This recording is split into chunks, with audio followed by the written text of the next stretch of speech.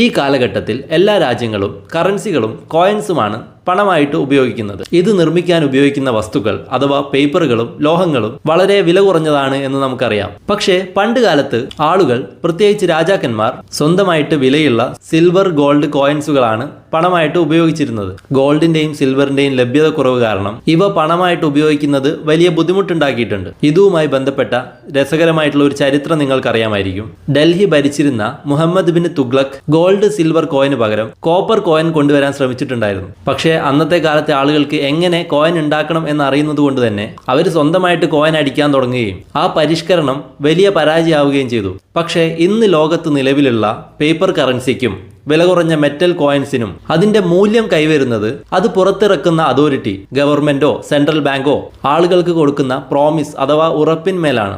ഇത്തരം സ്വന്തമായിട്ട് വിലയില്ലാത്ത, intrinsic value ഇല്ലാത്ത, ഫിസിക്കൽ കമ്മോഡിറ്റിയുടെ ബാക്കിംഗ് ഇല്ലാത്ത പണത്തിനെ വിളിക്കുന്ന പേരാണ് ഫിയറ്റ് മണി. ഡോളറും ഇന്ത്യൻ റുപ്പിയും ഒക്കെ ഇതിനൊരു എക്സാമ്പിൾസ് ആണ്. ഇതുമായിട്ട് ബന്ധപ്പെട്ട മറ്റൊരു ടേമാണ് ലീഗൽ ടെൻഡർ. നമുക്കറിയാം ഡോളറിന് വിലയുണ്ട്.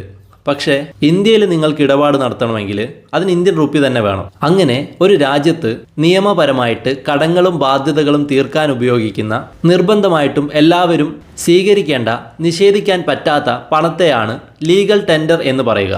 ഇന്ത്യയിൽ അത് റുപ്പിയാണ്, അമേരിക്കയിൽ അത് US ഡോളറാണ്. ഇന്ത്യയിൽ 1000 രൂപ വരെയുള്ള ബാധ്യതകൾ തീർക്കാൻ വേണ്ടിയാണ് നമുക്ക് കോയിൻസ് ഉപയോഗിക്കാൻ പറ്റുകയുള്ളൂ.